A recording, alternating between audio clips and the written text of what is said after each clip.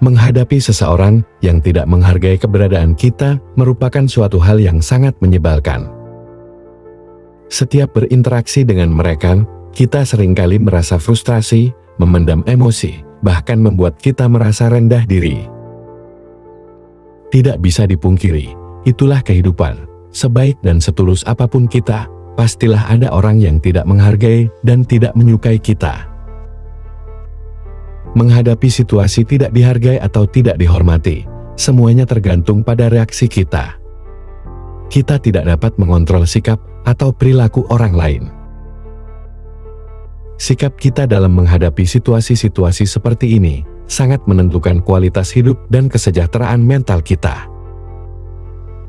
Oleh karena itu, pada video ini, saya akan menyampaikan beberapa sikap yang harus kamu lakukan untuk menghadapi orang-orang yang tidak menghargaimu. Tetaplah bersikap profesional dan menjaga etika.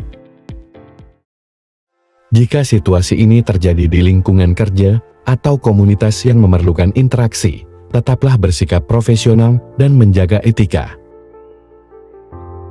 Jangan biarkan orang lain membuatmu kehilangan integritas atau menyeretmu ke dalam konflik yang merusak reputasimu. Sikap profesional menunjukkan bahwa kamu memiliki kedewasaan emosional dan mampu bertahan di tengah situasi yang sulit. Ini juga menciptakan citra positif bahwa kamu adalah seseorang yang dapat diandalkan meskipun berada di bawah tekanan.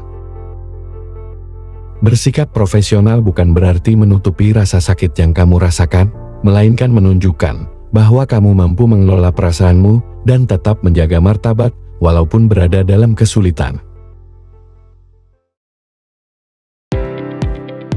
Menjaga jarak, baik secara emosional maupun fisik.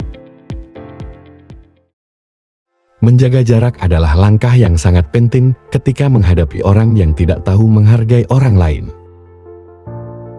Ketika seseorang terus-menerus membuatmu merasa tidak berharga, segera menjaga jarak dan memberikan batasan diri.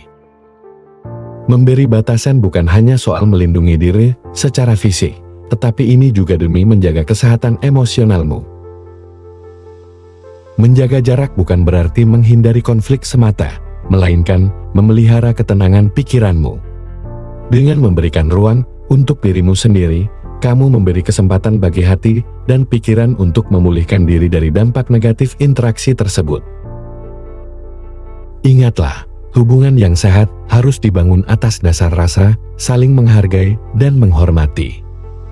Jika itu tak terpenuhi, mengambil langkah mundur adalah tindakan yang bijak, bukan tanda kelemahan.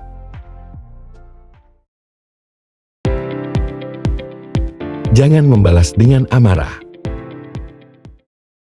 Marah memang reaksi alami saat dirimu merasa diremehkan atau diabaikan.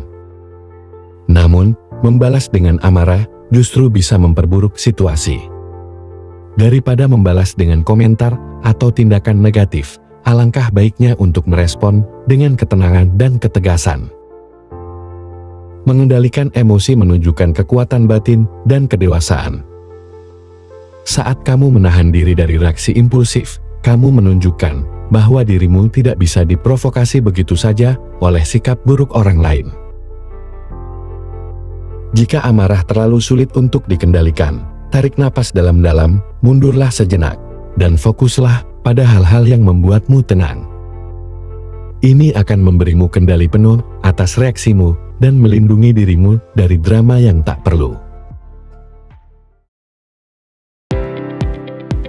Jangan mencari validasi dari orang yang tidak menghargaimu.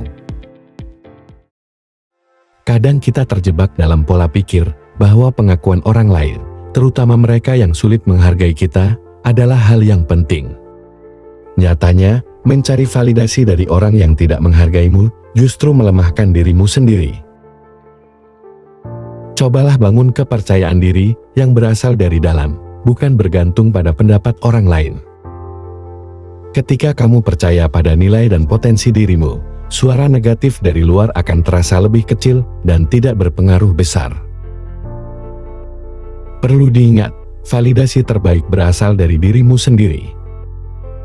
Oleh karena itu, Jadikan pencapaian dan kebahagiaan pribadi sebagai tolak ukur keberhasilan, bukan pengakuan orang yang bahkan tidak menghargaimu. Lepaskan dan maafkan untuk diri sendiri. Melepaskan perasaan dendam dan memaafkan bukan berarti membiarkan orang lain menang. Justru, itu adalah tanda bahwa kamu memilih untuk tidak membiarkan orang lain mengendalikan perasaan dan kebahagiaanmu.